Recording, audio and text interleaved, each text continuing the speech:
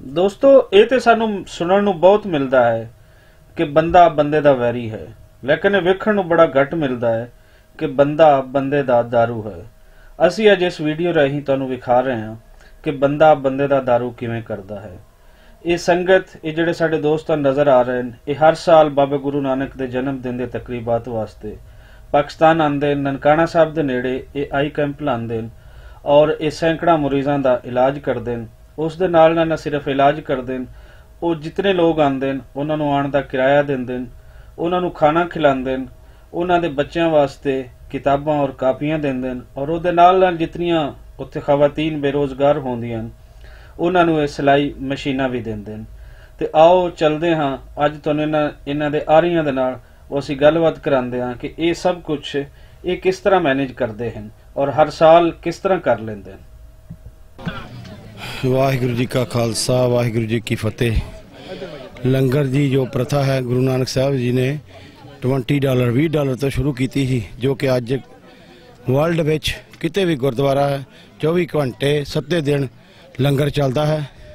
दाल प्रशादा ते साडा खास करके इंडिया दे विच श्री हरमंदर साहब हर रोज़ इस वेले वर्ल्ड रिकॉर्ड है 1 लाख पुरानी गुरु की संगत लंगर छकती है।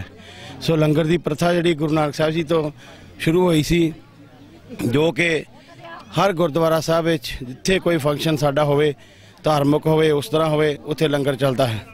सो ये सब कुछ साहब श्री गुरु नानक देव जी के 550 सालों समर्पित है।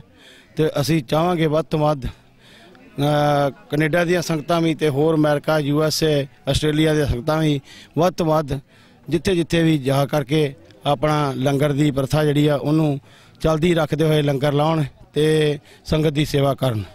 सो मैं इत्थे आप जी नूं ते आप जी दे सारे चैनल नूं, आप दी टीम नूं ये बधाई दा पात्र समझदा हां कि तुसीं साडे कोल आके साडा नाल गलबात कीती है ते लंगर बारे पुछया कि लंगर की प्रथा की है। जात दे विच शुरू तो बाबे नानक तो चलिया आंदा। बाबे नानक नूं जिहड़े उन्हां दे पिता जी ने 20 रुपए दिते सी भी लंगर अपना कारोबार करके उन्हें सच्चा सौदा जाके लंगर उन्हें अपने भुखे साधु लंगर छकाता जिन्हें 20 रुपए दिते सी। वो लंगर अज तक चलिया आंदा। सिख कौम वो लंगर 20 रुपए का लंगर ही सिख कौम जिन्ना मर्जी वरताई जाए खत्म होंदा पिया। करोड़ां रुपए का लोगों को जिथे मर्जी चल जाओ, कितने पूरे वर्ल्ड लेवल पर इस वेले सिख कौम इस वेले लंगर ला रही।